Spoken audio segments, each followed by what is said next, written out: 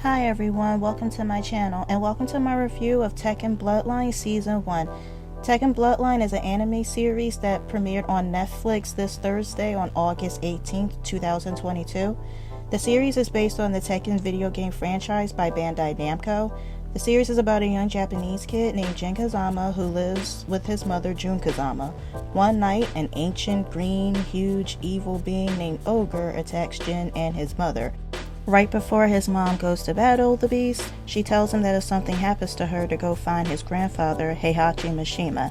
Sadly, Jin's mom dies in the battle with the beast, and so Jin goes to find his grandfather, who trains him vigorously in martial arts.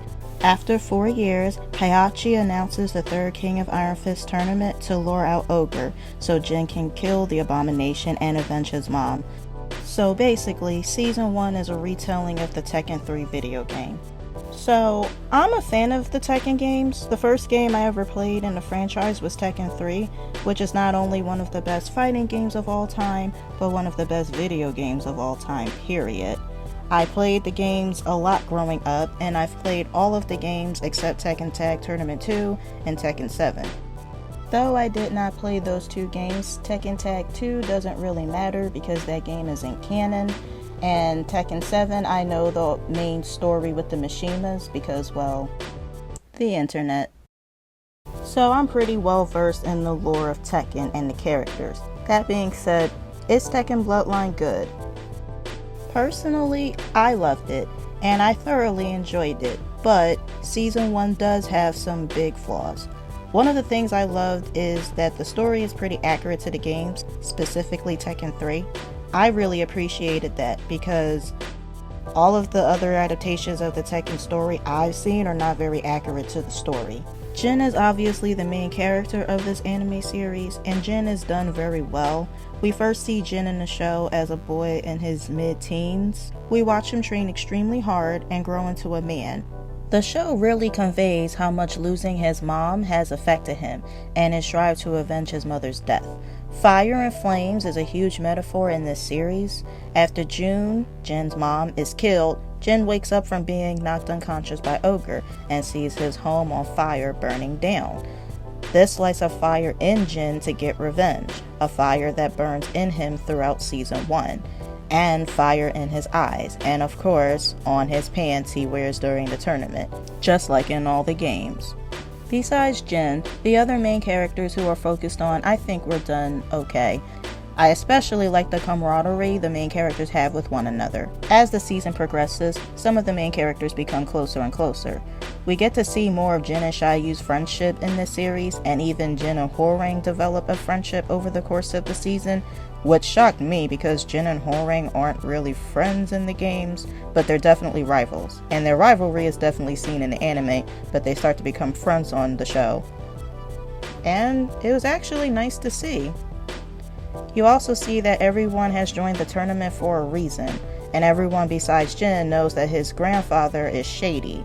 And as the season progresses, Jin begins to unravel dark truths about his father and his grandfather. Speaking of Heihachi, he's nuts in this. This series really shows and explores how Heihachi is extremely powerful, not only physically, but also financially. Heihachi really has a lot of power. When he trains Jin, the training Jin undergoes is brutal. Heihachi at one point in the show says, "I'm going to tear you down completely. Then I will build you back up." That shows Heihachi ain't no joke and he ain't one to be played with. Throughout the season, Heihachi is trying to teach Jin to be motivated only by power and winning no matter what. We see how this is conflicting Jin as he wants revenge against Ogre for killing his mom, but he doesn't want to hurt anyone unnecessarily either, as that's not how his mom raised him. The animation is also pretty good. I thought the 3D animation style was a pretty cool addition to the style of the series. The battle scenes were really good. Characters on the show do moves and combos that are in the games. In the show, you also see the flashes of energy or electricity that you would see in the games whenever people do moves. That was a nice touch. There's a lot of fan service in the show if you're a fan of the franchise, and fan service isn't always a bad thing. Now, as for negatives, I do have a few. What I think is the biggest flaw of the season is that it's extremely short. The season only has 6 episodes, with each episode being a little less than 30 minutes long. This makes quite a few of the story elements feel rushed, as I think the creators were trying to cram quite a few story points into 6 episodes. If this season had about 10 to 15 episodes, the show would have probably been paced better, had more character arcs, and the characters could have been developed even more. In some fight scenes, Jin has flashbacks to moments with his mom, and I think it was pretty excessive.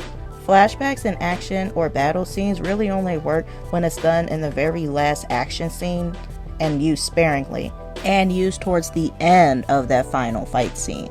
The excessive use of flashbacks reminds me of the live action Tekken movie when Jin kept having flashbacks right before he was about to lose.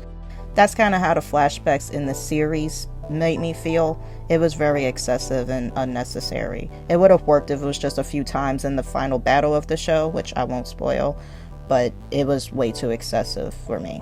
I would also say, if you have not played the Tekken games, or if you only play the games occasionally and don't really know the story, some characters' attitudes and aspirations may not make any sense.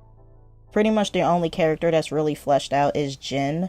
The rest of the characters have some development, but they're not fleshed out as much as he is. And not knowing the character's backstory can be a flaw, because this series does act like you have played all the games, or at least you've played Tekken 3 or Tekken 1 to 3, and you know the story of those games pretty well.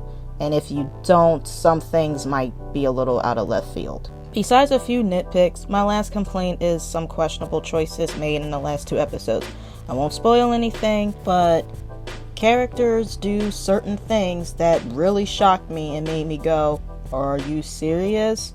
That's a bad idea." So this is what we doing now? Wow. Anyway, I think the first season of Tekken Bloodline is pretty solid, and I had a blast watching it. I would say if you're a Tekken fan, definitely check this out on Netflix and see if you like it. I'm gonna give Tekken Bloodline Season 1 a B+. Let me know if you want me to do a video talking about spoilers for Season 1 of this show. I loved the show. I had a blast watching it. I don't mind doing a spoiler video if you really want to see one. Let me know in the comments below. Have you seen Tekken Bloodline? If so, what did you think about it? Did you like it? Did you hate it? Did you enjoy it as much as I did? Let me know. Also, let me know what's your favorite Tekken game and who's your favorite Tekken character. Thank you so much for watching my video. Thank you so much for seeing art from my perspective.